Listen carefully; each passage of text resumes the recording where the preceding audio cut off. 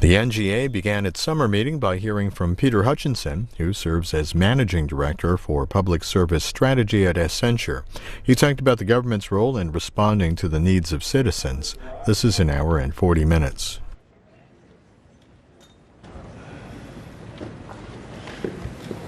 Good afternoon, governors, distinguished guests. I call to order the 107th summer meeting of the National Governors Association. As you guys all know, we have a full agenda over the next 2.5 days. Following this session, we'll have the Economic Development and Commerce Committee and the Natural Resources Committee discuss strategies for tourism as well as economic development. Saturday's business agenda begins with a joint session of the Health and Human Services Committee and the Homeland Security and Public Safety Committee to talk about, among other issues, the nation's opioid crisis. Saturday afternoon, our Education and Workforce Committee will examine career pathways, where we will be joined by Secretary Perez, and we will close with a session on healthcare transformation, and we'll be joined by Secretary Burwell. I think all of us look forward to all these discussions. We're also honored today to be joined by several distinguished guests from the international community, and I'm hoping that as I read you, we can recognize you. We have Governor Shinji Hirai and a delegation from Japan.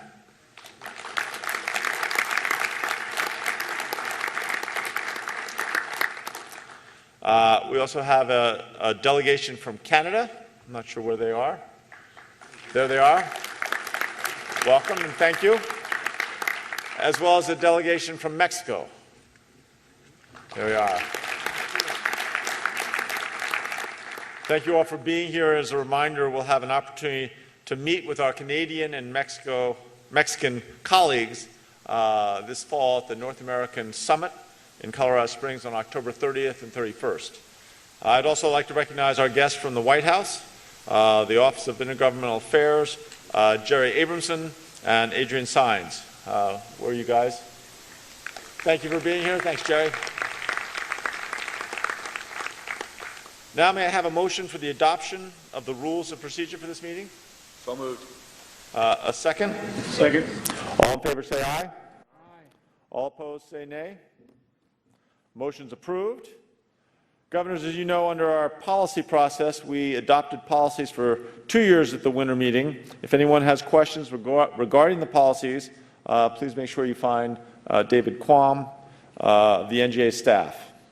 Now I'd like to announce the appointment of the following governors to the nominating committee for the 2015-2016 NGA Executive Committee: Governor Snyder, Governor Walker, Governor Hassan, Governor Markell, and Governor Fallon, who will serve as chair.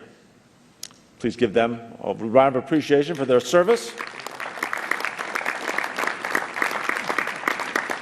I'd now like to ask our great host, Governor Earl Ray Tomblin and his wife, Joanne. I'd like to thank them, Governor Tomblin and his wife, Joanne, for hosting the nation's governors here in West Virginia. And Earl Ray, would you like to come up and use the podium to give a formal welcome to all of us? Governor Earl Ray Tomblin.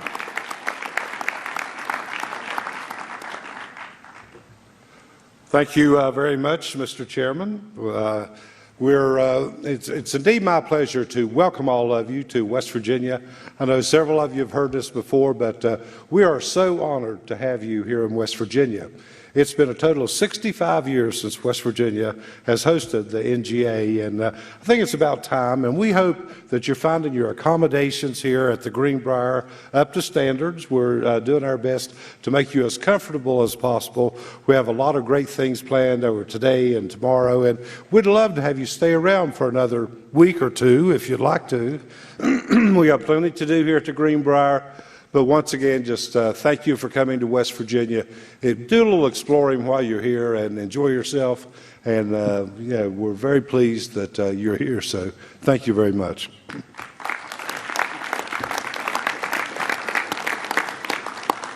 Thank you very much, Governor Tomblin. Now we come to the short but bittersweet portion of our program, recognizing and saying farewell to our colleagues who will depart after the fall elections. This year we're bidding farewell to two of our colleagues, one of whom is with us this weekend at the Greenbrier. Unfortunately, Louisiana Governor Bobby Jindal could not be with us for his final NGA summer meeting. Certainly we wish him well for his final months in office and all that lies ahead for him. Certainly, on a more personal note, I think all of us are with him in our thoughts and prayers over the shooting that took place in Lafayette. As someone who's had a theater shooting, I don't know if it was a copycat or not, but there's no harder thing that he can be going through right now. So we'll all hold him in our thoughts and prayers. Now let's take a moment to honor Kentucky Governor Steve Beshear. Steve has served the Commonwealth of Kentucky as governor since December 2007. During this time in office, Governor Beshear has focused on initiatives to help Kentucky families, particularly in the areas of health and health care, education, and economic development. In 2012, Governor Beshear signed landmark legislation to curb prescription drug abuse, and for the first time in a decade, the number of Kentucky deaths blamed on prescription overdoses has declined. His education initiatives span from early childhood and kindergarten to college and career readiness. Governor Beshear brought Kentucky successfully through one of the worst recessions in history. Since July 2009, nearly $9 billion has been invested in new economic development, and more than 52,000 jobs have been created or retained in the Commonwealth.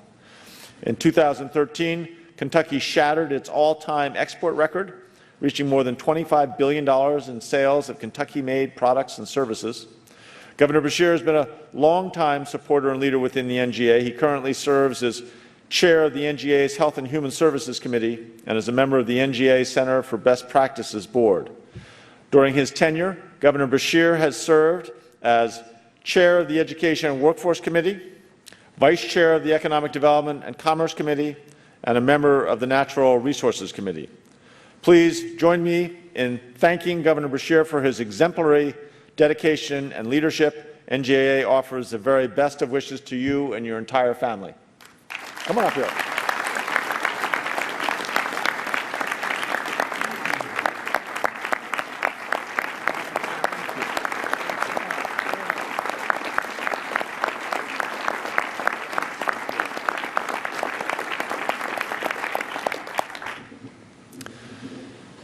You know, at the winter meeting, I sat next to President Obama, and on the other side was Governor Beshear.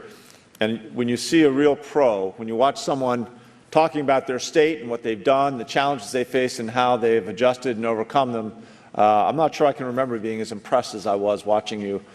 I wouldn't say manipulate the President of the United States, but I would say that you had a vigorous discussion. And certainly I think you were very persuasive in a lot of your points about the great things that have happened in Kentucky in the last 8 years. Now, one of the privileges of being the chair of the NGA is the ability to choose a chair's initiative. You all know that I chose to focus on delivering results. This is an initiative that's been about improving the effectiveness of government and getting results in a way that better responds to the various needs of the people of our states.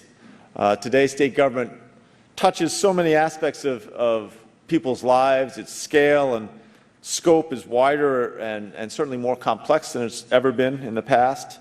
So it's more than ever important to ensure that the state government effectively spends the tax dollars it collects and judiciously uses its power to regulate to deliver on its promises.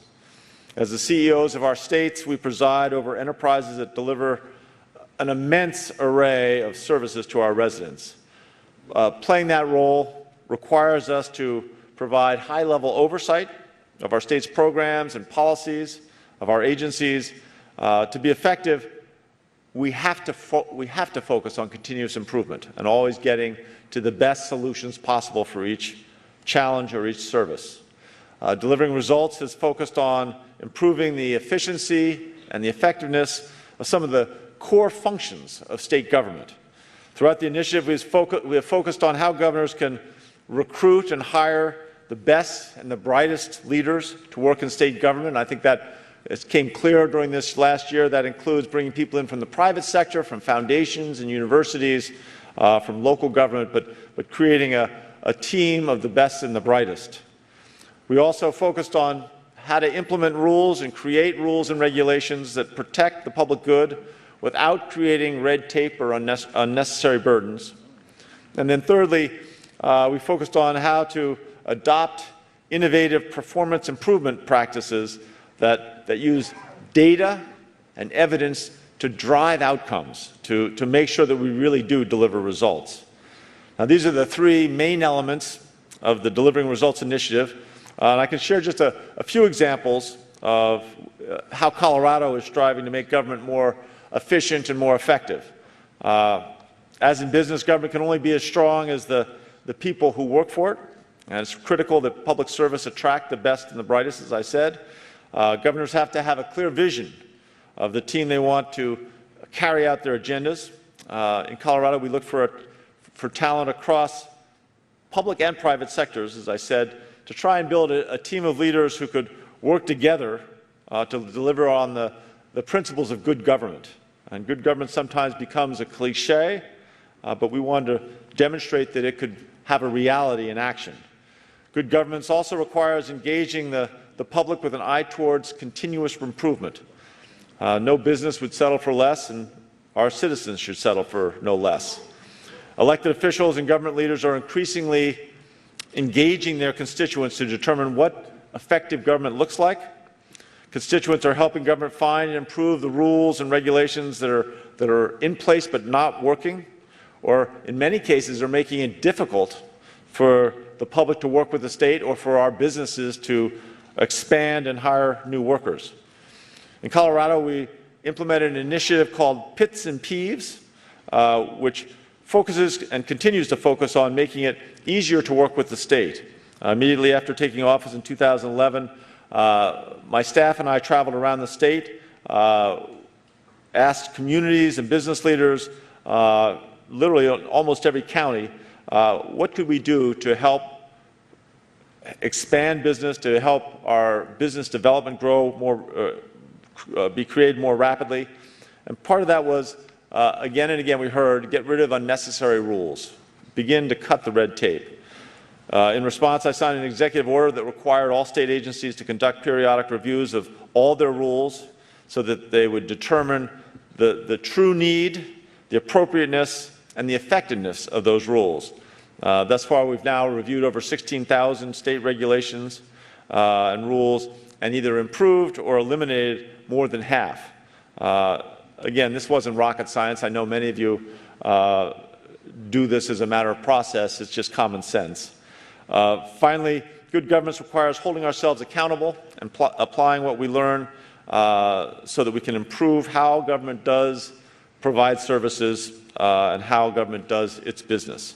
Today, we enjoy the advantage of masses of data and technologies that can allow us and help us to do just that. Increasingly, state governments are focused on innovation-led improvement. And innovation, when you step back and look at it, just means doing things in a new way. That's I think, the simplest definition of innovation.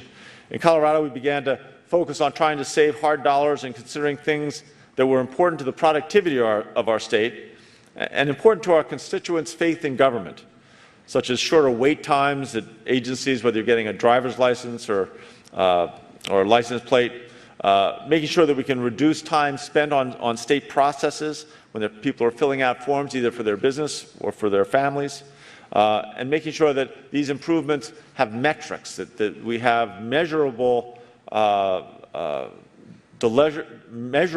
outcomes of our improvements. States around the country are all working to improve government, to identify how our fellow governors in other states are increasing the efficiency and effectiveness of state government. We engaged in a variety of activities over the past year to bring in those best practices and those good ideas from all of your states. We held 3 roundtables last fall with state and national experts in how state government functions, the private sector, and academia to learn about best practices underway across the country. We brought in Danny Meyer, most of you will remember, who was the CEO of Union Square Hospitality, to our winter meeting, and he talked about how businesses are delivering results and how in his vision, customer service really works, which I think a lot of people, at least 4 or 5 people came up to me afterwards and said how much they appreciated his examples. We hosted a summit this past April to highlight leading examples of how states are delivering results. Senior officials from 28 states were joined by Governor Herbert and Governor Fallon, Governor Herbert, Governor Fallon, and myself.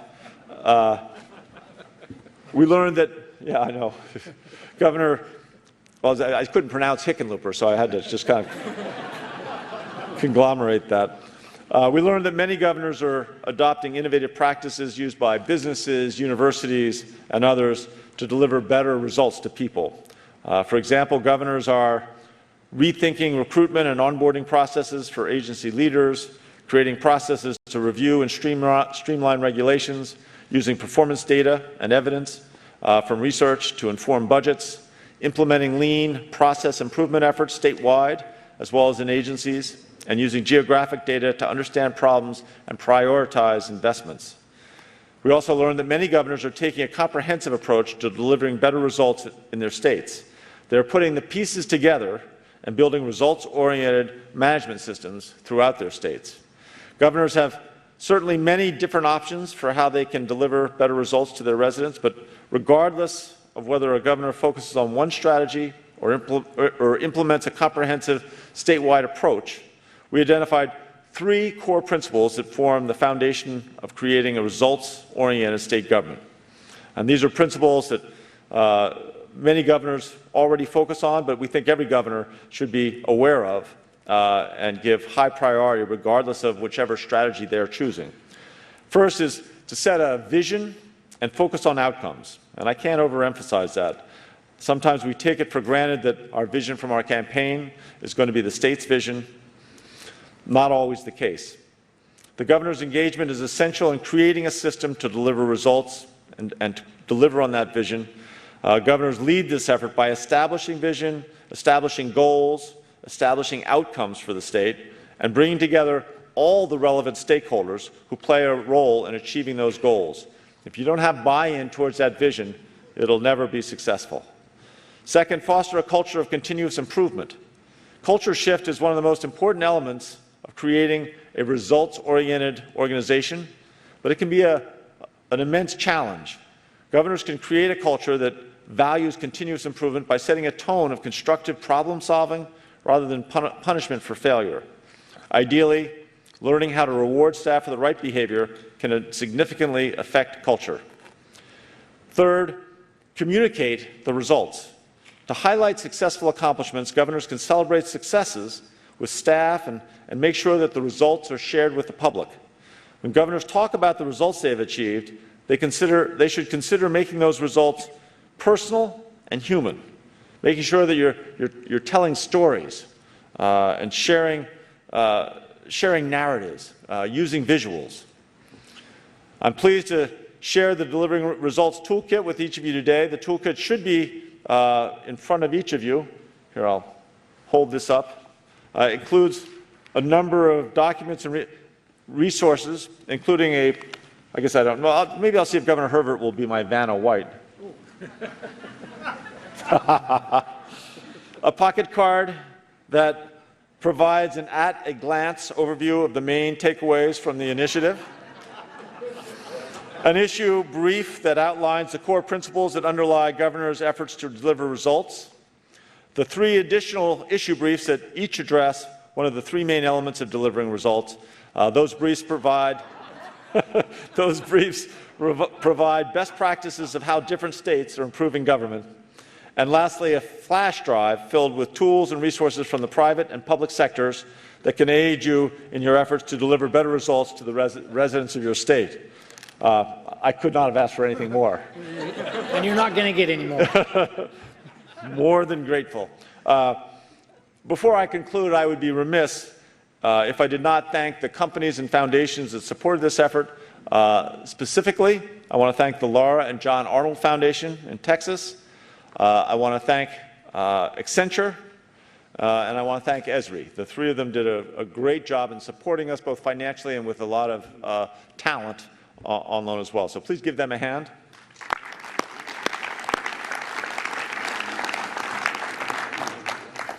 My priority for this initiative has been to provide all governors with best practices and other tangible resources to help state government work in the most efficient and effective way possible. We hope that the initiative, and especially the Delivering Results Toolkit, will provide you with the tools and information that will help you achieve that goal. And we certainly appreciate the support and the advice and involvement of many of you here today. It's interesting, when we first worked on this and we looked back at what Governor Fallon had done, I think her chair's initiative was a great success and very useful. And Governor Markell, looking at what a chair's initiative does, it's great to have it done, but it's also important that it's in a way that's usable going forward. Governor Markell, where'd Governor Markell go? He snuck away. Well, I can tell you his initiative was just, I'm just kidding.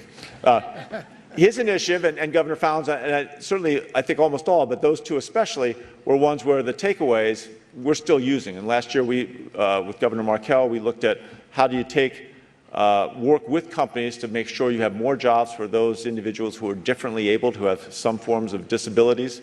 And certainly with the workforce development work that Governor Fallon did, you come back to that a year later, and it just expands in its value. So hopefully the Delivering Results will be something equally useful to all of you in the years ahead. Now I get the privilege of introducing our keynote speaker for today's session, Peter Hutchinson. Peter leads management and consulting strategy for Accenture, for the state, provincial, and local government practice of Accenture throughout North America. Over the course of his career, Peter served as the Commissioner of the Minnesota Department of Finance, Superintendent of Schools in Minneapolis, Deputy Mayor of Minneapolis, Corporate Vice President of the Dayton-Hudson Corporation. You may have heard of a company called Target. That's Dayton-Hudson. And most recently is President of the Bush Foundation, one of Minnesota's largest independent foundations. Peter's been involved throughout the entire Delivering Results initiative and has been instrumental in the final package. He was one of the first people I talked to when we were first putting together the framework of what this initiative might look like, and he was thoroughly engaged throughout the initiative. He attended all three of our experts roundtables last fall, along with the summit that we hosted in Denver this past April. He is as passionate about good governance as anybody I know. He cares deeply about leadership. He cares about regulatory reform and process improvement. And he certainly makes a priority of helping states use data and evidence to inform their decisions. His ideas and insights are in the DNA throughout the Delivering Results Toolkit in front of you. And I don't think I can express any more strongly how much we owe him. Throughout the past year, he's shared so many thoughtful examples of how the public sector can improve the way we do business, the way that we provide service to our residents and our businesses. I think he has a real gift for synthesizing some of the most complex issues and ideas into clear and succinct ideas that really do deliver on common sense. In addition to having a great clarity of thought, he's also a pretty darn good storyteller. And he's here today to tell some of the stories and share some of the lessons he's learned through his time in the public and private sectors about how we governors can deliver better results by harnessing the ideas and innovations from state agencies, the private sector, and the public. Peter?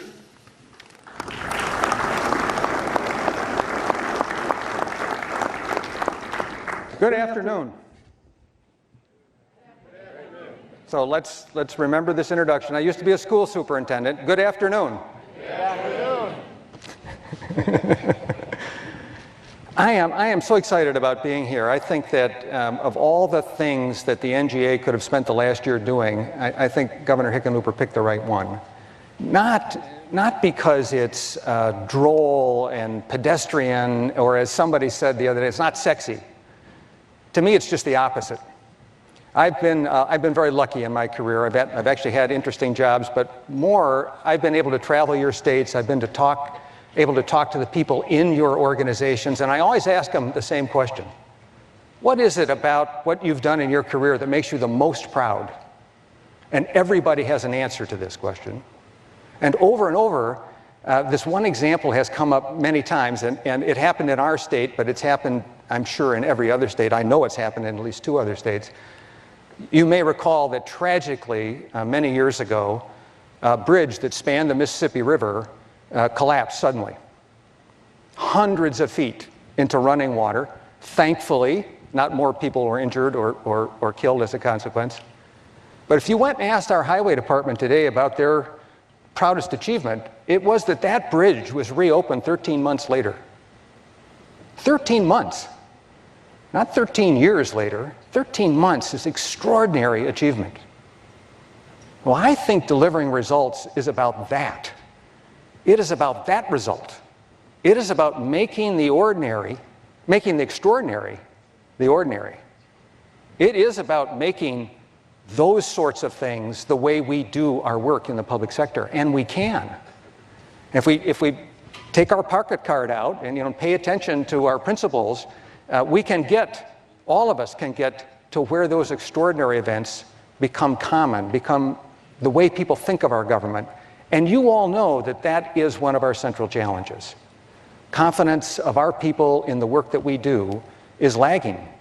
And by making the extraordinary ordinary, we win the competition for public support. But it's not easy. I recall a story of an acquaintance of mine who was running for mayor.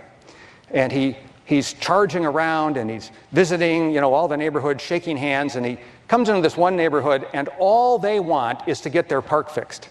And they are on him, I mean night and day. You got to fix this park. If you get elected, you got to promise to fix this park. He gets elected. Goes to the city council, he gets $10 million. He goes out and I'm telling you, he fixes this park. I mean, the thing is, it's galactically improved. He did it all. He did everything a human being could think of. And he shows up for the grand opening. Well, you've done this amazing thing for the people of your city. It's like you want to get a pat on the back, right? He walks in and they're just all over him again. They're just, why did you do this and why did you do that? And he says, what are you talking about? You told me to fix the park. And they said, well, actually, all we wanted was toilet paper in the bathrooms. People judge our results as the difference between what they expect and what we deliver. That's what this lesson is about. He missed the point. He may have hit the target, but he missed the point. And the point was, we just want this. And one of the challenges, I think, for us in government is to make sure we know what results we're headed toward, what results people really want, and what are the expectations that we're trying to achieve. If you don't know what they expect, you can't possibly exceed their expectations. And if we don't exceed our people's expectations, we don't win that competition for public support. I had another example with this too. I was, as the governor said, I was a school superintendent, and what he didn't say is I wasn't trained and I was probably not actually eligible to be a school superintendent, but nevertheless I had the job. And I showed up for work the first day and I said to my chief of staff, I don't know anything about this job, but if you'd bring me the mission statement, that would help me. I could just do what the mission statement says. So he runs off to find it and he comes back 2 weeks later. Yeah, interesting point, right? And the mission statement of our school district was 750 words long.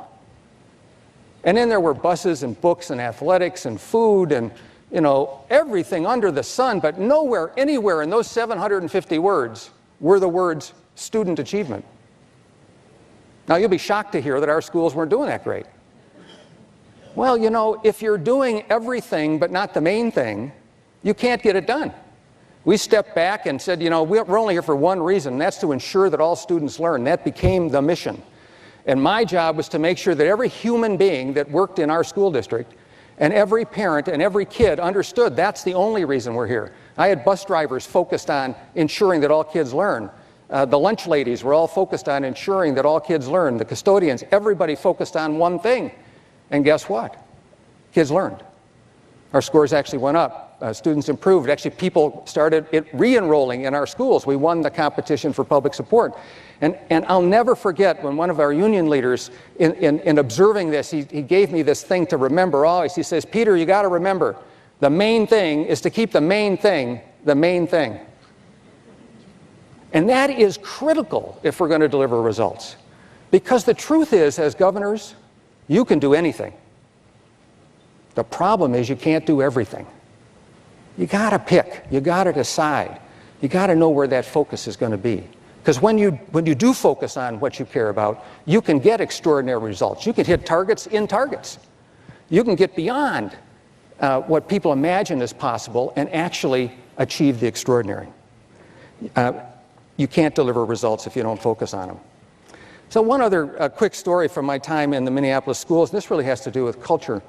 When I went out and talked to teachers, I made it my business to talk to every teacher in our school district. Of the 6,000 teachers I talked to, 5,997 all told me how much they hated the central stores operation. Well, that gets your attention. You know, there's only 3 people that liked it and 5,997 hated it. So I decided I better find out what's going wrong here. And, you know, as the chief executive of this organization, it's my job to fix this problem. So I go to the warehouse, which is where the central stores are, and I get everybody together and I say to them, how do you like working here? Oh, we hate it. Really? What do you hate about working here? Well, you know, those people in those schools, they just treat us so badly. And I said, well, why is that? Well, you know, it takes us 6 weeks to get them the stuff they want. So, well, that seems like a long time. Yeah, but, you know, we're doing the best we can with what we got. And I said, well, you know, I had one teacher who said to me that she filled out a little slip and sent it in, and she was requesting a map of the world because she wanted to teach a world geography lesson. And 6 weeks later, she gets a map, but it's so old that the names of the countries are wrong. I said, what's that about? And they said, well, you know, it's just them. They just whine. They're just whiners. You know, she could have put the right names on that map. Well, of course, this is not the right answer, right? And I'm sitting there in my office trying to sort this out, and I'm thinking, okay, now you're the chief executive. Your job is to solve problems, but the problem here is you know nothing about distribution. You know nothing about inventory control systems. You're the least informed person that should be working on this problem. And I'm telling you, I'm struggling away at this thing. And then my friend comes to me and he says, "What are you doing? You're the least competent person to work on this. You need to get the people who have the problem to own the problem so they can improve the solution." I said, well, how do you do that? He says, you got to change the rules of the game. See, in the game that they're playing right now, this is a game of blame, right? I didn't get what I wanted, and I don't like working here, and you treat me bad, and if you treated me better, and it's never going to turn out. He says, you got to change the rules. You got to change the structure. You got to change the incentives. So I held my breath, and I went back to the warehouse, and I said, okay, here's what we're going to do. A year from now, I'm going to take all the money that we appropriate for the warehouse, I'm going to give it to the schools. I'm going to tell the schools they can buy their school supplies anywhere they want. They can go to Target, they can go to Home Depot, they can go to Staples, I don't care where they go. But in that year, you have a chance to figure out how to win their business. But you got to win it, because there's no general fund appropriation after a year from now. And I said, I'll be back in a year and a half to find out how it turned out. So I go back to my office and hold my breath and wish, and I have no idea what's going on for this year. And the next school year comes along, and we get 6 months into it, and I go out to the schools again, and I ask, how's the warehouse operation going? Oh my gosh, I don't know what happened, but it's really fabulous. I said, what do you mean? Well, we're getting our stuff overnight, 24-hour overnight delivery. We're getting what we asked for the first time. By the way, they smile when they deliver this stuff. I'm thinking, wow, something wild must have happened in that warehouse. So I go back to the warehouse, and I walk in, and it's just chaos. It's just a flurry of activity. And I get everybody settled down. I said, so what happened? They said, well, here's the thing. Once we figured out that it was up to us, well, we took control. We looked around the warehouse. We realized we had $3 million of inventory we didn't need. We sold it. We took the $3 million, we invested it in an inventory control system, and we reorganized the warehouse. We put the stuff that people want in the front, and the stuff people don't want very often we put in the back. We changed our order system. We changed our delivery system. I said, well, how do you like working here? Oh my gosh, we've never worked harder in our lives, and we love it. This, to me, is the essence of delivering results. It's putting people in a position to experience the consequences of their own decisions and knowing that if we give them that chance, they'll find ways to overcome obstacles. They'll find ways to work together they never thought they'd work together before. And by the way, for those of you who are wondering, these are union employees. 2 different unions, as a matter of fact. They figured it out. They didn't need my help or permission. They just figured out how to get it done. So when performance really matters, performance gets better. I think it's at the heart of everything we have to do. Now, the governor talked about communication. This is another thing that is a huge issue, I think, in the work that we do. Quite a few years ago, we installed a 311 system in the city in which I live, and I had no idea what that was, to tell you the truth. I knew it was on the phone, and I knew I could call it, but why would I? And it's just never appealed to me that much. Except one day I pulled up to a parking meter, and the parking meter didn't work, and I didn't have time to sit around, and I couldn't find another parking place, and so I'm fumbling around, and I realized I could call 311. So I called them up, and this really nice person answers the phone, and she says, well, give me the number on the meter. So I give her there's a little code on the meter, and she says, great, thank you for reporting that, and you can stay there, and don't worry about it, you've reported it, you can't get a ticket. And I said, oh, that's great, 311, I like 311. I do my meeting, I go home, everything's fine. The next morning, at 6:47 a.m., my cell phone rings. I say, hi, Mr. Hutchinson? Yeah. Hi, this is Mike. You reported that meter broken in Dinkytown yesterday? Well, I just wanted you to know I fixed it. That's a result delivered. That's a result delivered, right? It's not enough to do it. You got to deliver it. People have to experience a result that no one experienced never happened.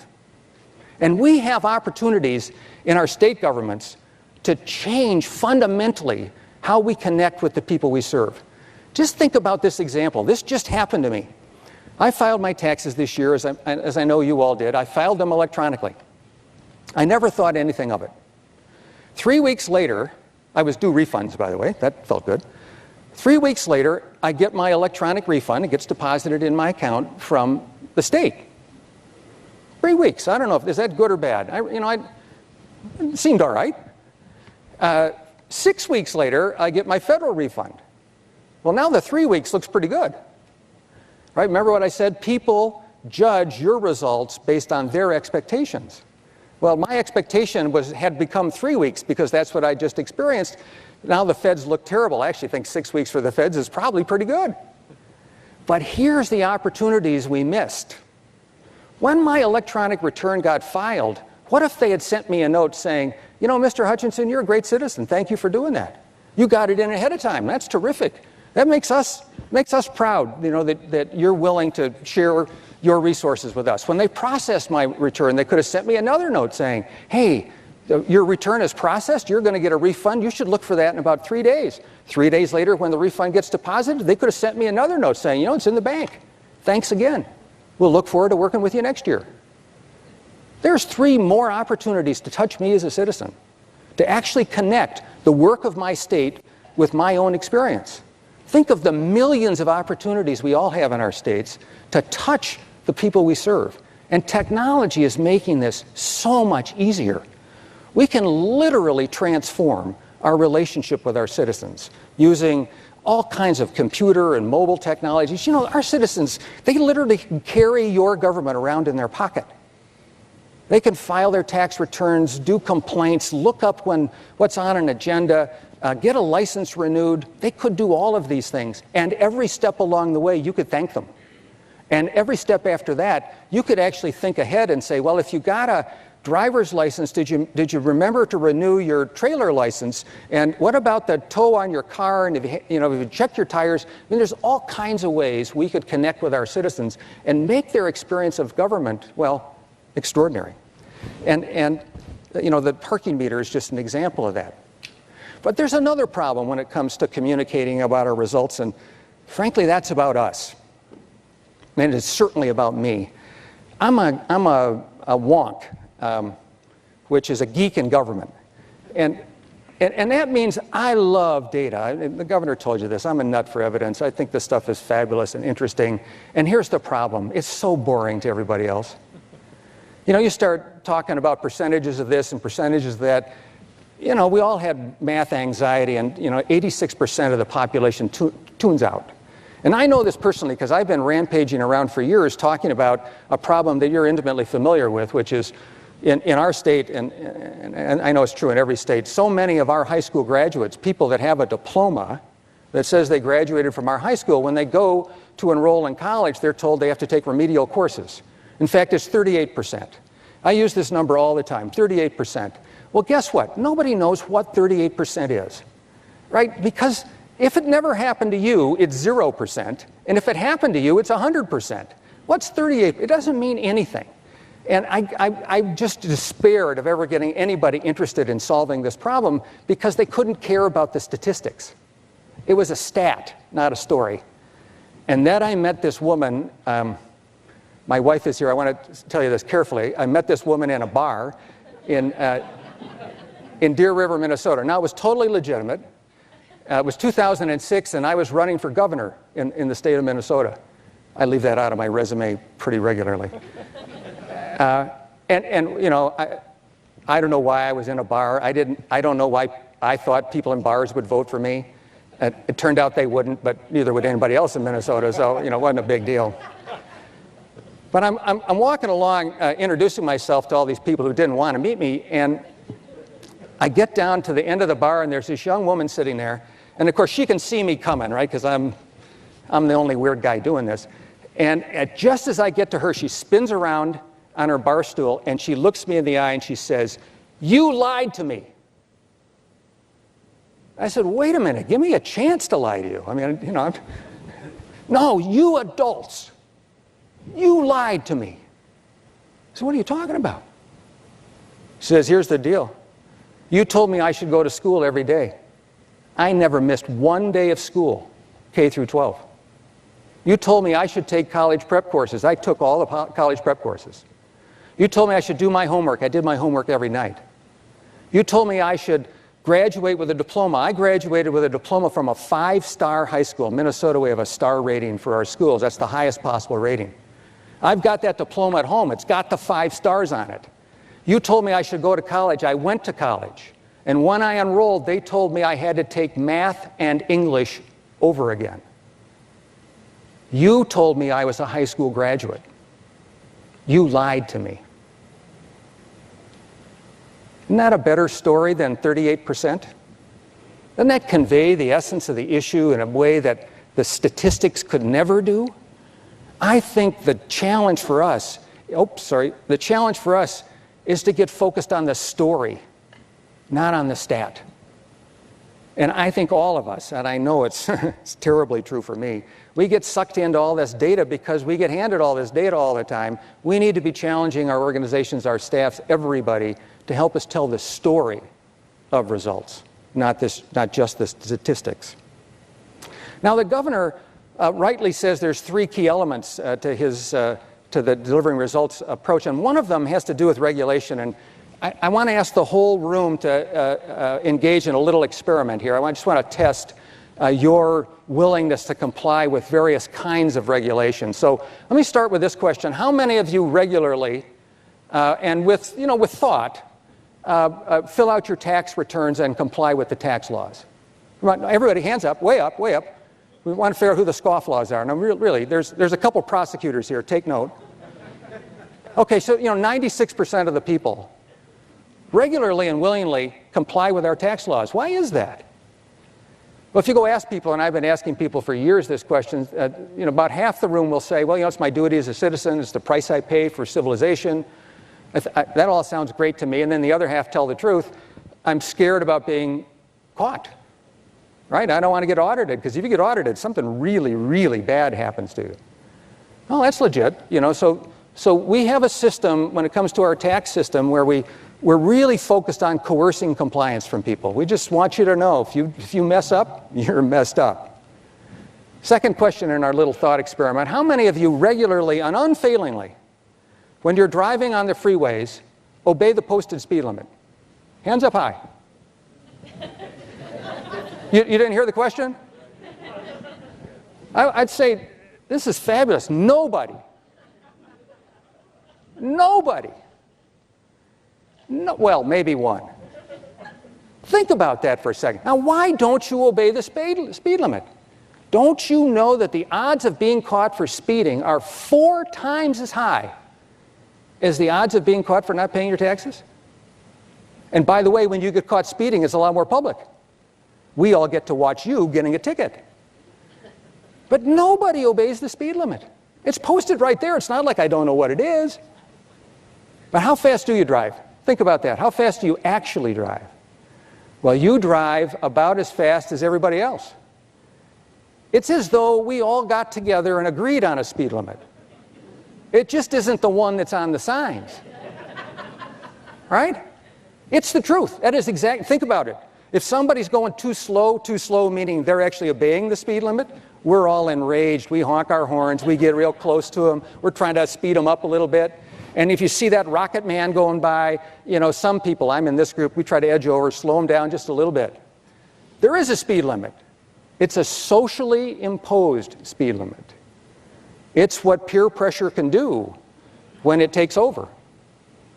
So here's a case where we're getting compliance that at a level that's incredibly high with almost no coercion. Okay, experiment number 3. How many of you unfailingly, on a regular basis, recycle your trash? Hands up. Way up. Yeah, it's just phenomenal how many people participate in one of the most disgusting things on earth. Separating our garbage into piles as though we were honoring it, and then on a regular basis taking it out to the end of the driveway. What used to be a simple act, and I'm older than some of you, I remember when we just put stuff in the trash and we take the trash down to the end of the driveway. Now we take the sorted garbage, and then we take the paper, and then we take the bottles, and then we take the, right? And we have these bins. And now what's astonishing about our level of compliance with this is it ain't against the law to do nothing. And we had massive compliance. Massive compliance for something you're not even required to do in most places, and not where I live. So why do we do that? Well, think about the way in which recycling was brought to our attention. In the place that I live, the powers that be started by running TV ads telling me about solid waste disposal and 38% this, and when I woke up, those ads were still on. Had no effect whatsoever. And one day, I'm at home. I have 2 daughters, and my oldest daughter was in 2nd grade at the time, and I'm throwing the trash in the trash, because that's all I knew how to do. And she looks up at me, this is daughter to father, and says, "Daddy, you're killing Mother Earth." Oh, I don't want to be that dad. I said, "How do you know that?" She said, "I learned that in school." Okay, now that's an interesting compliance strategy. We're starting to teach the young people to get the old people to do the right thing. Then they came around, remember all this? They came around and gave us those bins. I love the bins. They told us it was for our convenience. What is it about sorting garbage again that's convenient? But it was well-meaning, the different colors, and they were going to make it easy for us. But the truth about the bins is, it's just like the highway. I live in Minnesota. On January 26th, the coldest day of the year, it's recycling day in my house. I have to, in my pajamas, I have to drag my garbage can down to the end of the driveway in a blizzard usually. Then I have to go back and get the recycling and bring that down. And when I slam that sucker into the ice, what do? I look around. I'm taking attendance. I want to know who else is foolish enough to do this. Oh, and by the way, I know that the kids on the bus are going to do the same thing because they learned it in school. See, what we've done with recycling is we've created social pressure to do something we would never order people to do. We've actually created a compliance design that's radically different from coerced compliance. It's a compliance design called winning results. And it's an alternative, not to displace what we've been doing, but to add to our toolkit for rules and regulations. Think about how much cheaper it would be to get people to do the right thing without forcing them to do it. On the enforcement side, you don't have to arrest them, you don't have to inspect them, you don't have to audit them. They just do it. And in fact, the data you just saw in our little experiment here, the data is that people want to do the right thing. We just have to make it easier for them to do the right thing and harder to do the wrong thing. We can do that. That's within our power. Well, what about data and evidence? Back when I was a school guy, one of the big issues in our district was who was the best school. And by definition, who was the worst school, right? And we had all kinds of data. You all have lots of data on school performance. And I remember walking into one of the meetings of our principals, and I couldn't resist. I said, what's the best school in this school district? Everybody knew the answer. I said, well, how do you know that? Best test scores. I said, has any other school ever been at the top of the list? No. Well, why do you think that is? Well, because all the kids that go to that school are upper middle class kids. And they've always been upper middle class kids, and they get the highest test scores. Oh, so we've got a list. We actually had a list of 100 schools. The schools at the top of that list had always been at the top of that list. The schools at the bottom of that list had always been at the bottom of the list. That was our evidence. Those are the best schools. Those are the worst schools. That was our evidence. And we were making decisions, and we were actually allowing our parents to make decisions on the basis of that evidence. And I said to the principals, wow, it must really suck to be the principal of one of those schools on the bottom of the list, knowing you can never change your position on the list. It's immutable. And they said, yeah, that's the worst job there is. You tell me to go make things better, but you've got it, the way you're collecting the data and the evidence, I can never get better. So, well, maybe we're asking the wrong question. Maybe instead of asking who's got the highest test scores, maybe we should ask what school moves their kids the furthest. So we did.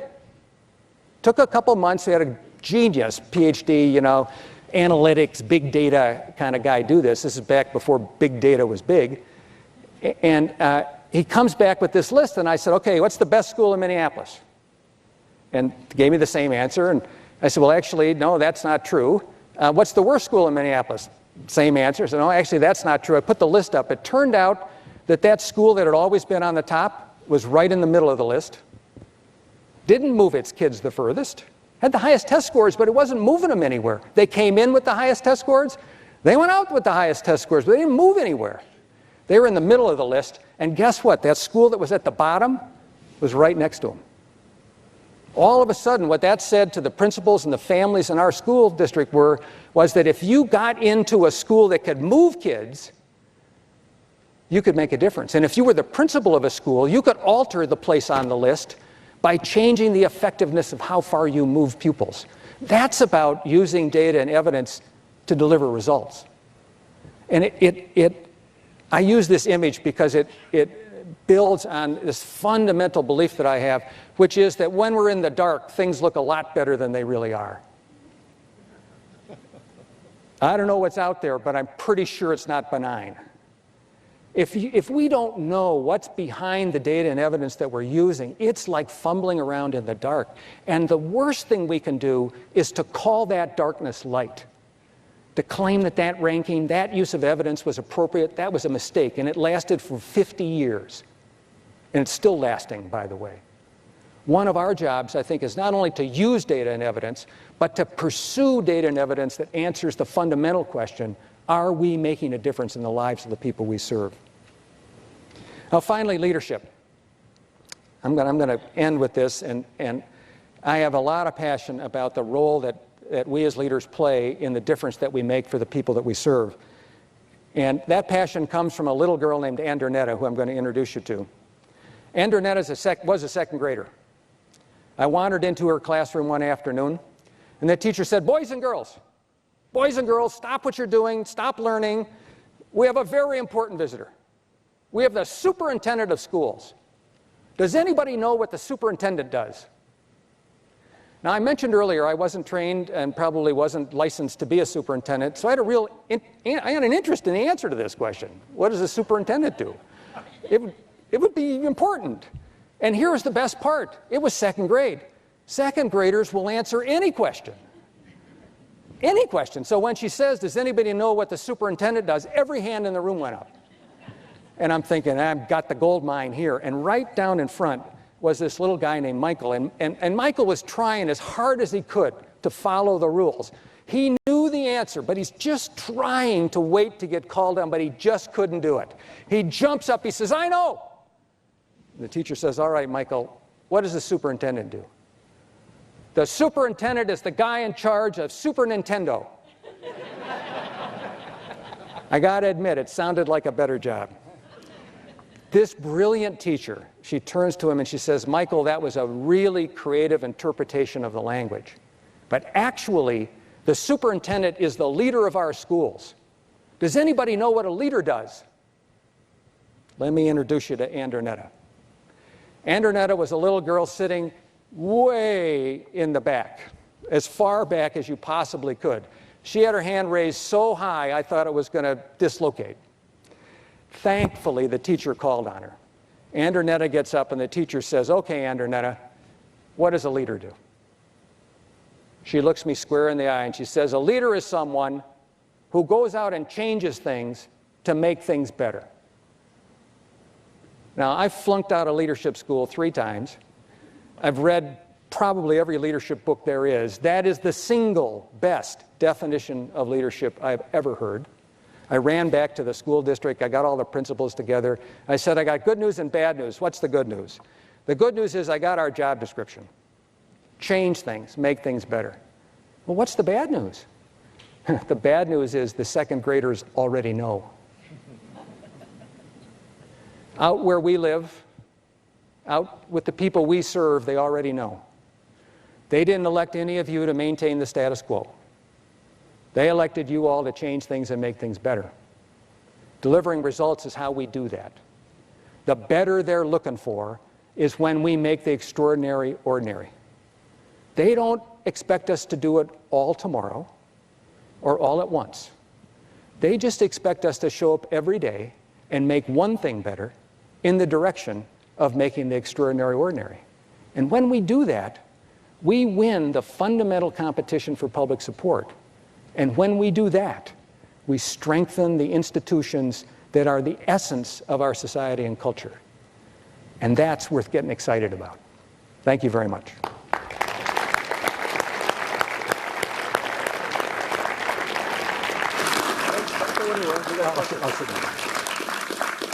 All right, thank you, Peter, for illuminating presentation. We got time for some questions from the governors. Do I see any lights going on? Well, I'll ask you one question.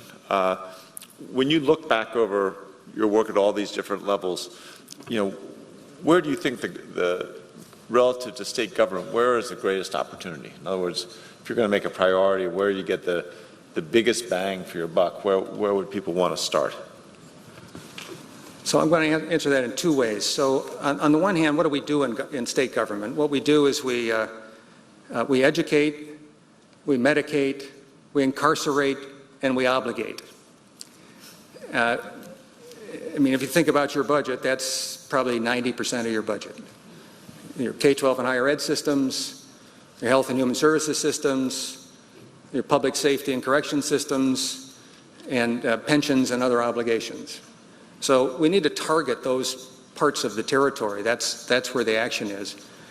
That part's easy. I think that the 2 things that are hard are the following. Governor Vilsack, when he was governor of Iowa, told me this story. He says, the thing you got to remember to do in these jobs, Governor Branstad knows this just as well as Governor Vilsack did, is you got to go touch people where they touch government. And we don't have the luxury of doing that everywhere because so much of what we do is done through others. Much of our money passes through to someone else. So a second part of the answer to this is where we do touch people, we should touch them brilliantly. Taxes, licensing, permits, all of those things where we actually do touch human beings. Tuition payments, grants and aids, all of those sorts of things. We should make those experiences as easy, as simple. I really believe that the goal for the public sector is no-touch service. To get to the point where literally I can pull out my phone, I can do what I need to do, and I never need to touch anything again. We're very close to being able to do that today in some services, And I would say in 10 years, we'll be able to do that everywhere. But there's actually a more fundamental challenge, I think, for us in government, and that is that the government we have today, by and large, was invented 100 years ago. Our government is a reaction to the corruption and the trusts and all the terrible things that went on at the turn of the 2 centuries ago, right? And we elected people like Teddy Roosevelt to kick up some dust and fix things, and we went from a government of chaos and corruption to a government of control. And if you think about to use your metaphor, if you think about the DNA of the governments that you're running, the DNA is fundamentally about control. We have all kinds of controls, control procedures. We're focused on controlling things, and we needed that. The truth, and we call it bureaucracy, right? We call it red tape. The story is it worked. It's fabulous. We don't have that kind of corruption today. We don't have arbitrary stuff going on at the scale we used to have. It worked. It was fabulous. But the world changed. It's not the same world. We're trying to run 21st century governments with early 20th century systems. And I think the harder challenge, while we're winning the right to do this by changing the way we touch citizens and the way we touch us, behind all that, we got to take out the DNA of bureaucracy and replace it with the DNA of results. And we're doing it. All of you are doing pieces of this. All of you know this has to happen, but we're not very systemic about it. And it'll happen. I mean, bureaucracy took 40, 45 years to come into being, and results-oriented government may take another 40 or so years, but it will come into being because citizens will demand it, and we will have the capability to actually do it. Governor Herbert, then Governor Nixon. Well, thank you, Peter. We appreciate you coming here and sharing your expertise with us, and it was illuminating and enlightening. As you were talking about leadership and the definition of leadership, change things and make things better, I expect that most all of us have been involved in efforts in campaigning saying, elect me, because I will change things and make things better. And then you have debates on those issues with whoever is involved in the campaign. My question is, how much of being a leader is based on personality? You hear about the charismatic leader out there, a natural-born leader. How much of it is innate, is part of your personality or some gift you were born with, and how much of it is learned? And can leadership be, in fact, learned? We and particularly in politics, we talk about a lack of leadership in certain areas of politics, mainly Washington, D.C.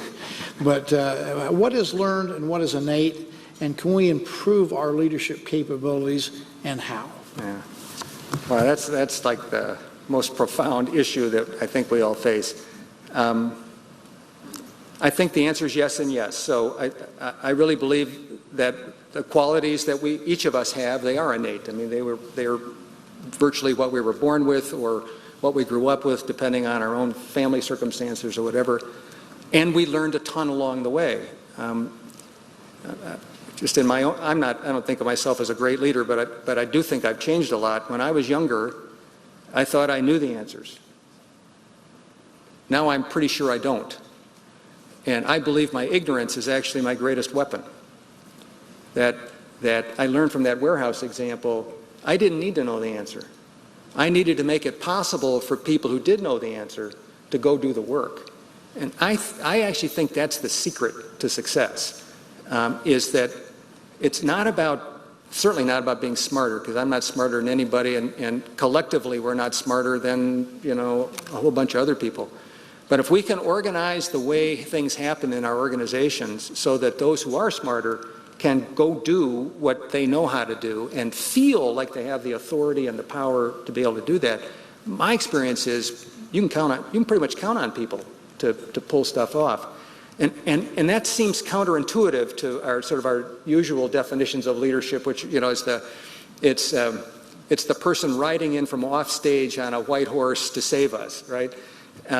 I actually think it's a person riding in on a mule that is tearing down the things that are standing in the way of our organizations of doing for our people the things that our people want and those people in those organizations would do. A friend of mine used to say the real job of leaders is to go around and start fires and then run around and take the fire extinguishers away, to make it possible or necessary for people to do the right thing. And I think the best examples in the country are examples of that. So, and that's learned. I think you learn to do that. I think you learn how to not do what everything in you tells you want to do. You know, I mean, that warehouse deal, I can't tell you how much I wanted to get in there and put on my coveralls and reorganize the damn thing. It never would have happened if it had been up to me. They had to do it. I had to get out of the way and get other things out of the way to make it possible. Two suggestions before we go to Governor Nixon. One, I would suggest don't use the fire analogy in the summer meeting, especially with Western governors here. Second, I'll just throw in an alternative definition of leadership that I got just a couple months ago. Was a leader is someone who persuades people or even one person to think and do something that they didn't otherwise believe. And the thing that's nice about that is it takes it back down to the granular level and really does, as Governor Herbert was talking about, does everyone have an opportunity to lead in some way with somebody and I think once you convince people that everyone's a leader, you open up a much wider field. Governor Nixon? Some major industries as well as government has gone through a transition over the last few years, especially when some of us have been in office during the recession, in which we've had to downsize. In Missouri, we have 5,000 fewer state employees than the day I was sworn in. What insider advice do you have in order to motivate folks during that type of process? Because it's not fun, and it's especially, I think, difficult in the government sector where folks are very much expert in their areas, so bought into what they're doing. What advice do you have when it's clear that at the end of the process, the same or even more work is going to be done with fewer people getting paychecks? So two things about as far as that. motivating and dealing with, the keeping. So sort of two things about that. The first is 10 years from now, our governments are going to be even smaller than they are today. It's inevitable for two reasons. One is we will not have the resources to afford the scale of government that we have today. But even more importantly, technology is just going to drive work away from human beings and into the hands of technology, especially transactions. And we have huge transactional enterprises in our governments, and over time we're just going to not have people doing those things. So we're going to get smaller. But I've been through this many times personally. The key is to keep people connected to the people they're serving. What allows people to move forward is their passion, their commitment to the purpose, their belief in what it is they're trying to achieve. And part of our job as leaders is to help people disconnect that sense of purpose from the process we happen to be using today. Because those processes are not going to be the processes we use 5 or 10 years from now. Again, because technology is going to replace things, we're going to find better and fast, we're going to use evidence to, make it, we can target our resources and so on. And what I hear when I'm working with organizations that are downsizing is people, yeah, they're worried about their job for sure, and they're worried about the way they've always done it, but they're mostly worried about, the rivers are going to be dirty, the air is going to be foul, people are going to do terrible things if we don't keep doing what we've been doing exactly the way we've been doing it for the last 20 years. And we have to help people realize that in the course of getting smaller, we're not giving up on the big ideas.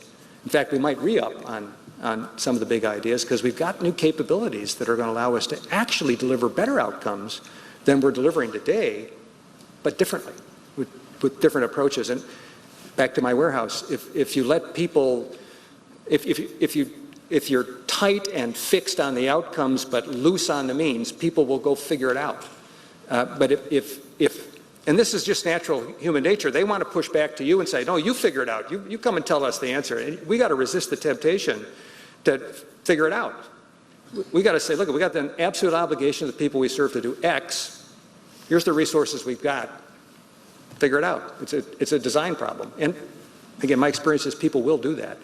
they'll rise to that occasion. They're smart, they're creative. They do want to know, by the way, if at the end, you know, if you've laid off 5,000 people and you're doing that, am I now going to get laid off after I solve this problem for you? So you got to sort of deal with yes or no. And I think the answer needs to be no. I think another guy gave me some great advice. He says, you know, measure twice, cut once, but cut once. Don't cut, then cut again, then cut again, then cut again, because people won't believe you. You'll lose the ability to get people reconnected. Governor McAuliffe. Peter, please tell me that when that guy called you at 6:40 in the morning to tell it that he had fixed that meter, that you said you were hired, and you hired him. Because if I had a guy in my state government that called me the next day, and I tell you, I would have hired that guy, and I would like him walking down those halls of my state government every day, and that's why'd he get hired, because he did something like that. And just to make sure that this is clear how systemic this is, we've now in our family called 311 3 times. So the parking meter guy calls me back and tells me it's fixed. I've got a street light out. I call it 10 o'clock at night. They're there at 6 o'clock in the morning replacing the light bulb. We had a dead animal on our property while I was away, and so the family was concerned. My wife calls 311. This guy could not have been, I mean, and you should get her to tell you the story, but she said, you know, there's no way this guy was reading from a script. There's just no way. Whoever hired this person, this is back to, you know, can you learn or is it innate? Whoever hired this person hired someone that was naturally sympathetic. And at that moment, that's what we needed. Yeah.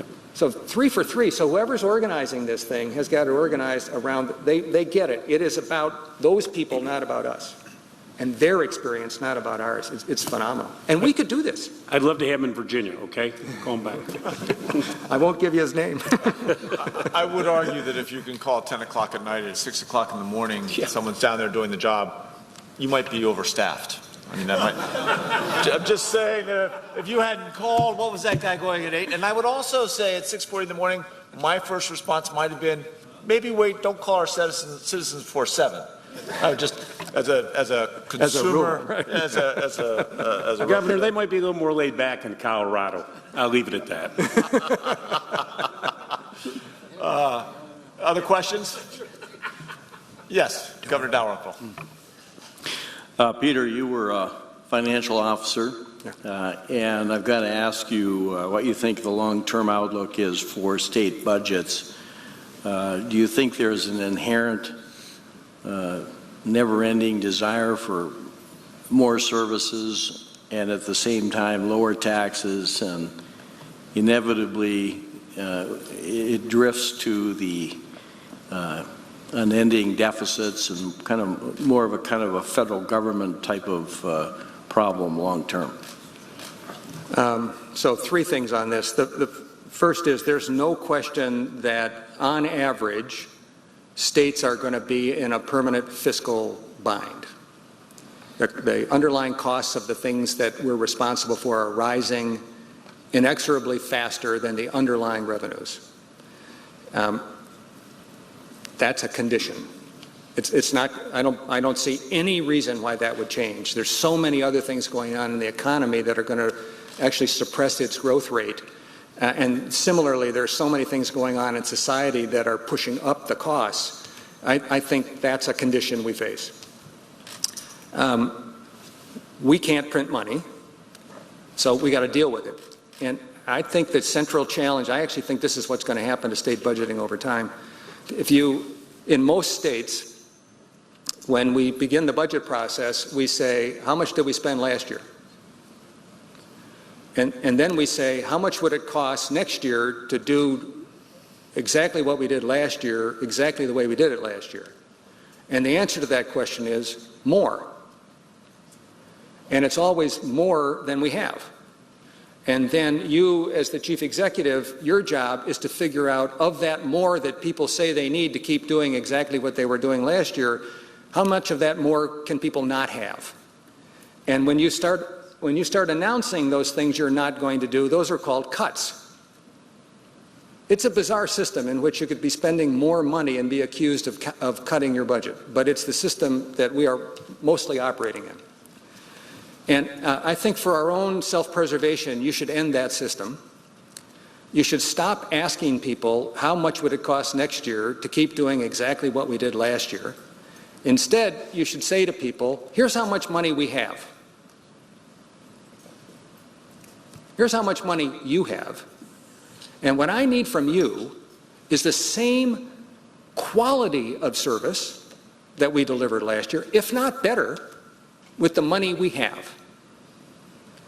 And people should be coming to you not with proposals to spend more, but with ideas about how to redesign their services so they can deliver more with the money they have. The shorthand for this in my world is right now we have budgets that are paying for costs, and we should convert to budgets that purchase results.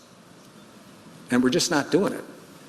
And in states that have tried this, in counties that have tried it, in cities that have tried it, you get amazing results. But it's like the issue with the warehouse. You've got to change the rules of the game. The rules of the game right now are stacked against governors. They put you in the position of having to only say no to people. And I went through this. When I got to be finance commissioner in Minnesota, we had, it was bonding time, which is one of the craziest experiences I'd ever been through. We had about $500 million available for bonding. We had $4 billion in requests. $4 billion. And I sat down with our team and I said, how do we sort this out? And they said, well, we don't know. I mean, there's some process, but basically, 3/4 of these requests are going to get turned down. I said, well, that's nuts. We got all these people thinking they might get something they're never going to get, and our job is going to be to call them up and tell them you're not going to get it, and they're going to blame us, saying this is nuts. We got to change the rules. I said, just answer this question for me. Who pays the debt service on those bonds? Oh, well, we do. So will the people asking for this money have no obligation, no financial obligation to pay it back? I want that deal. That's like telling me I can have ice cream for free. I want more. So we just changed one little rule. We said the organizations requesting the debt had to pay 1/3 of the debt service. The next day, $2 billion worth of requests disappeared. Disappeared. Because if it wasn't free, then I had to think about if I really wanted to spend the money. Well, it's about changing the incentives in our budgeting systems. I believe we are all ultimately going to alter the way we do budgeting and move away from, and the reason we have this budgeting system is that bureaucratic thing about controlling costs. That's how we all grew up. We really need to focus on buying results, making sure we're getting our money's worth. We're all doing studies about this, but we have to make it the essence of how we spend, not the essence of what we study. We have to say there's no other way to get money in this state unless it delivers results that we can actually see and count on. The same way when we purchase a good or service as a state, we expect a quality product. We should expect that from every dollar that flows through our systems. But right now they're not set up to do that. We have a chart of accounts. Those of you who are looking into your accounting system, you have a chart of accounts. You have no chart of outcomes. You have no chart of results. Our systems simply are not designed to focus on results. Well, until they are, we're probably not going to get them. So Governor Hutchinson and Governor Fallon, I think Governor Brown, that your light's on. This is my cousin, Governor Hutchinson. Anyway, before that though, I just wanted, in terms of the budgeting thing, one thing we all have is a retirement rate of baby boomers over the next 10 years that's going to allow us to use technology to do things less expensively. Many things, not all things, but that's something that's a more of an optimistic side. Governor Hutchinson? Yes, from the southern branch of the Hutchinson family. A great presentation, very thought-provoking. When you talk about government getting smaller, reduced money, technology assisting, I thought of two challenges. Whenever you're looking at transactional services like collecting taxes, license fees, delivering licenses and so on, it's all transactional. Technology is the answer. I can see that. When you're talking about child protective services, the human touch that's required to go into a home and to see if a child's well taken care of, processes in court, that's human delivery, I see greater challenges. The other challenge, of course, is higher education, because many of us do not have a level of control over higher education.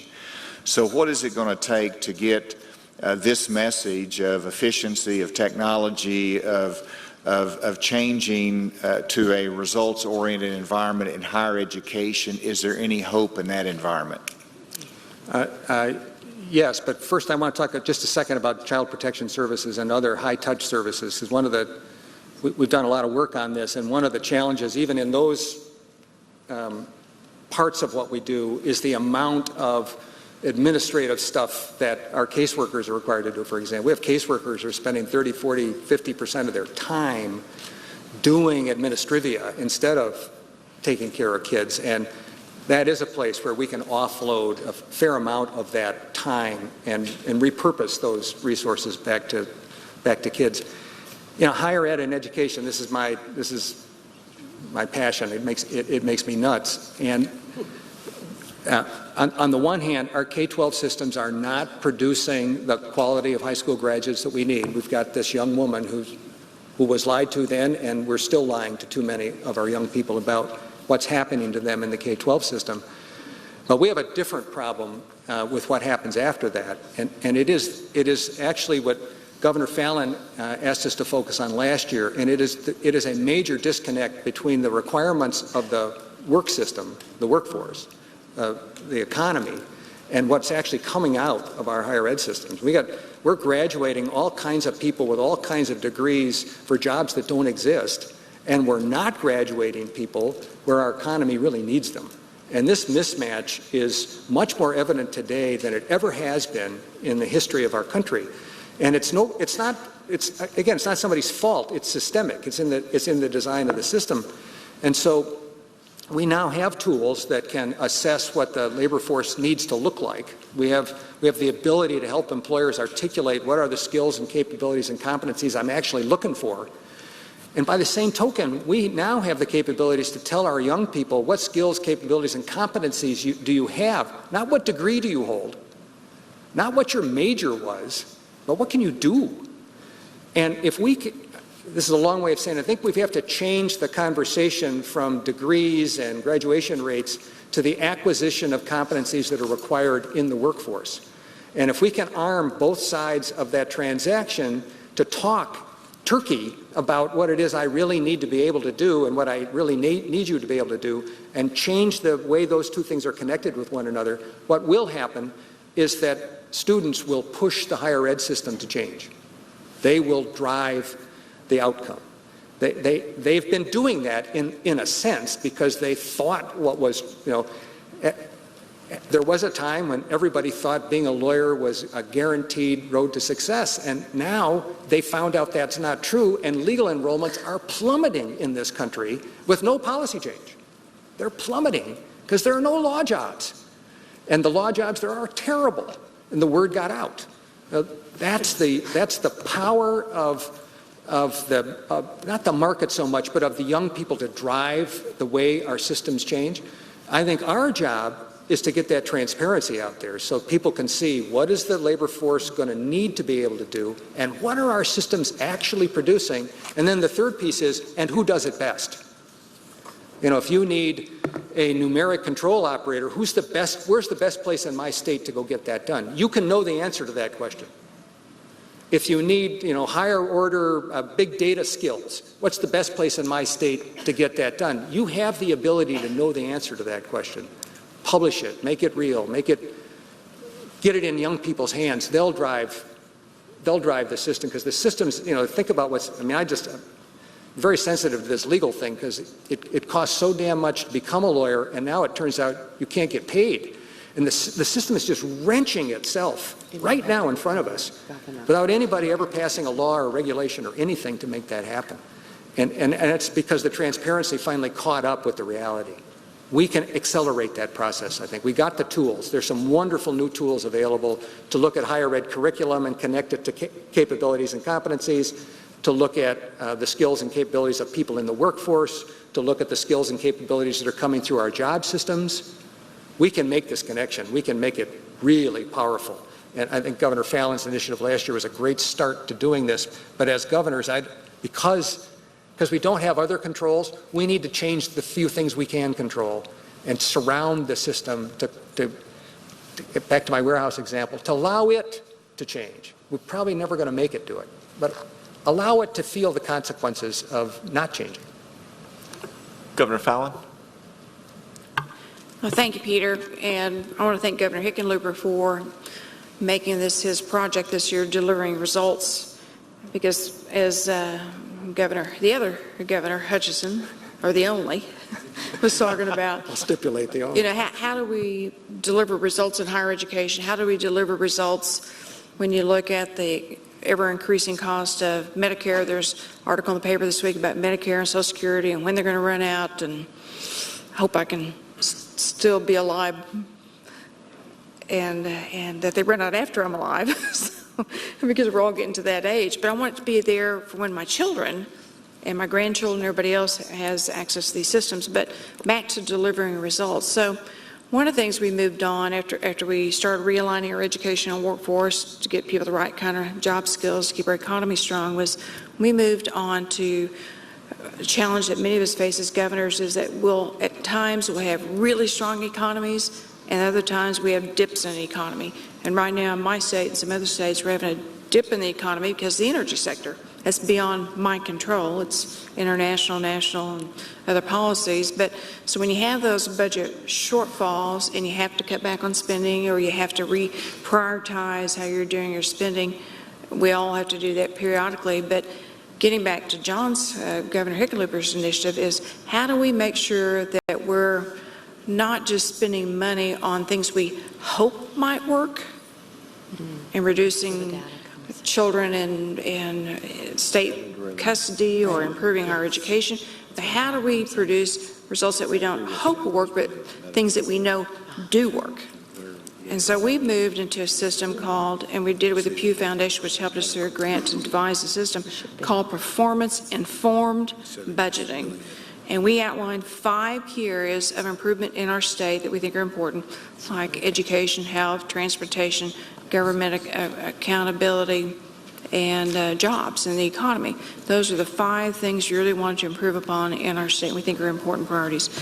And then we ask all of our state agencies to develop metrics and data and goals with specific data points. And I'll give you a couple examples, like we want to have a higher high school graduation rate. We do want to make sure that we reduce the remediation rate, as you were just giving a great story about. Or we want to reduce recidivism into people coming out of our correctional facilities and going back in. Or we want to reduce child infant mortality deaths. Or we want to reduce overdoses on prescription drugs, opioid abuse in our nation, which I know Governor Hickenlooper's been talking about too. So we gave these agencies the authority to talk about, okay, if you had a clean slate, what would you do in health? What would you do in education? What would you do in corrections? What would you do in transportation? Whatever the issue might be. And then to develop goals, but also set the year that you want to hit that marker. And then we base our budgeting on, because limited budgeting and shortfalls and goes up and down, on how do we fund programs, not that we hope will work, but that we can have measurable metric data to prove that it does work.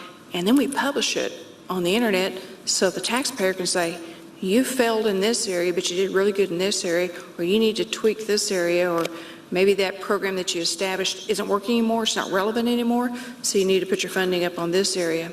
So that's kind of how we've been doing what Governor Hickenlooper's been stressing in this year is producing results and then being accountable for that as a state. I couldn't be more enthusiastic. I think that's exactly where we're all going to get. Some version of that is where we're going to get. We did a couple projects like this. I've been personally involved in probably 10 budgeting projects like this, and one of the things that was the most interesting to me was when, so in a state they said their goals were, educate our kids successfully and, preserve the health of the population and transportation and so on. They took everything in the budget. There were 1,400 programs and said every program's got attached to one of these goals, and only one. So that was a mad scramble to figure out, well, wait a minute, why do we do this program? What's its real purpose? But they learned some really interesting things. For example, in education. We think of education as K-12 and higher ed. One of the largest education organizations in this particular state was in the criminal justice system. running schools and prisons, running schools in the juvenile detention center. We never thought of them as part of the education system. Wow, when you start to think of them as part of the education system, that's a really, really different group of people, right, who have terrific challenges and impose massive costs on societies. What if that education system worked a lot better than, and so it helped us think about where to target. It also allowed those agencies, because now you're working across 3 or 4 or 5 agencies, to talk together about, well, what do you do and what do you do? And we run a program like this and you run a program that looks kind of like this. Is there some way we could do that together better than what we're doing separately? It just caused, we think of our budgets in terms of agencies, but we really could think of them in terms of results that cut across. The other thing I saw once, which is at this question of balancing budgets, especially in bad times, I saw a governor do this, and I'd never seen it done before. He actually asked for volunteers, and if you volunteered, he made a new deal, and the deal was the following. You give me 10% of your budget, so that's your cut.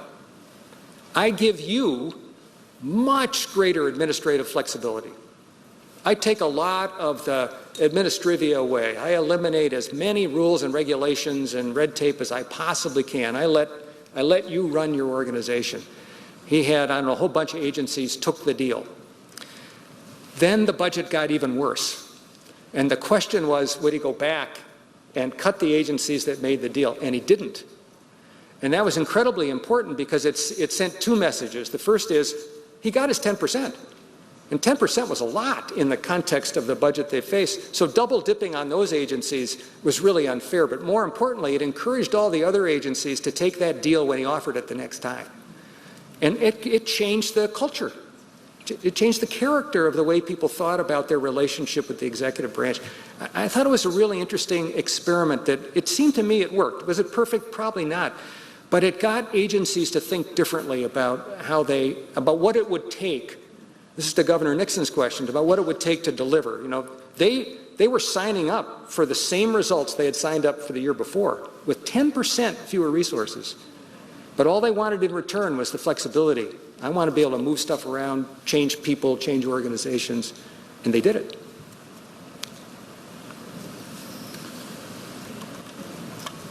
Anything else, Governor Brown? Did you have a question? I couldn't tell whether your light got bumped into by accident or whether you had a question. I'm happy to ask a question if we still have time. Sure.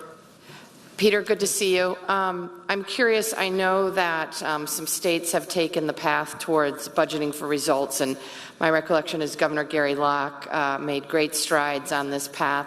I'm curious whether any state or local governments have been able to get on this path and sustain that path, and if so, how have they been able to maintain budgeting for results?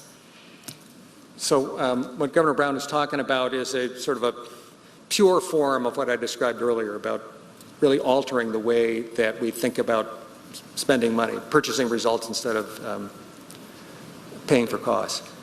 So the state of South Carolina did this at one time. Michigan did it at one time. Washington State did it. Illinois has a version of it still in place today. This gets at the systemic challenge that we face. So it's easy to go do, it's not easy, but it's possible to go do this once, right? You sort of disrupt what's going on, you jury-rig the system, and you can do budgeting for outcomes or budgeting for results. The problem is it's not baked into the system. You're sort of fighting against the system because the machinery is still churning out all this cost information and standard forms and all this stuff that we have in our budget shops. No state, to my knowledge, has gone in and actually altered the system. We're on the, I can't tell you where, but we're on the verge of this conversation in one state. And it takes, this, again, another one of these revelations that I had years and years ago when I didn't understand how things work. If you don't change things like having a chart of outcomes, a code for outcomes in the budget system, the budget won't be about outcomes. You'll just have cost codes, and it'll be about costs. So you have to really get into the nitty-gritty of how the machinery works if you want people to change. Because we learned they're willing to change. They find this very interesting. They come up with innovative solutions, but the machinery starts to get in the way. So I think that the real challenge for you as governors is to, if you want to go down this path, go down it, but really be thinking about how do I alter the machinery so that it can actually produce what I'm asking for on a regular basis. And then the second thing, which is equally difficult, is none of the legislative process is set up to do this. Correct. That's the other challenge. It's all agency budgeting and cost-based budgeting, and it takes a partner on the legislative side. We successfully did this with the legislature in Michigan quite a few years ago, and learned that legislators actually can do this. But again, it's warping the system they currently have in order to make it possible. And they did it, and they did it very, very well, but they were term limited. Everybody left. When you come back, it's the old system still in place. So it's changing those systems, and those systems are, they're 50 years old, they're 60 years old, they've been around for a really long time. So yes, you can do it, but to sustain it, we got to change the system. We got to go in and actually manipulate what the reports look like, and what the hearings look like, and we know how to do it. We know what it would take, but I think a state with a courageous executive and then matched up with a courageous leadership in the legislature could get this done. And we've seen it in cities and counties that have actually sustained it over time. Courageous is the right word. It does remind me back when I was trying to start a brew pub, a restaurant that brews its own beer back in the late 80s. It's very hard to convince people to invest in something, and this is, you're considering a very, very large investment of time and credibility and future. But when people haven't seen something, right, when we're trying to convince people to invest in this concept of my own mother wouldn't invest. She kept saying, who wants to eat dinner in a brewery? I said, no, it's like a bakery, it's fresh, beer's better, it's food, it's not. But unless people have seen something, it's very, very hard to persuade them to try something that new. And I think that's your challenge, is to use words and diagrams in such a way that you can persuade people to take this leap of faith, even though they haven't seen it in action. But again, that's where fortunes are made in the private sector. I think that's where government changes, in all of our states, is when people do take that leap of faith and are able to be successful. Any last questions before we adjourn? I realized that I forgot to gavel us in. I did not see this gavel here. So this is not the end of this session, but this is now going back to now we're officially gavelled in. Just to make sure, I'm not sure about parliamentary procedure, but I just wanted to make absolutely sure that we weren't engaging in some level of misconduct. Anyway, so we're done with this section. Thank you all for being here. Peter, thank you very, very much. We really appreciate your taking all the time out.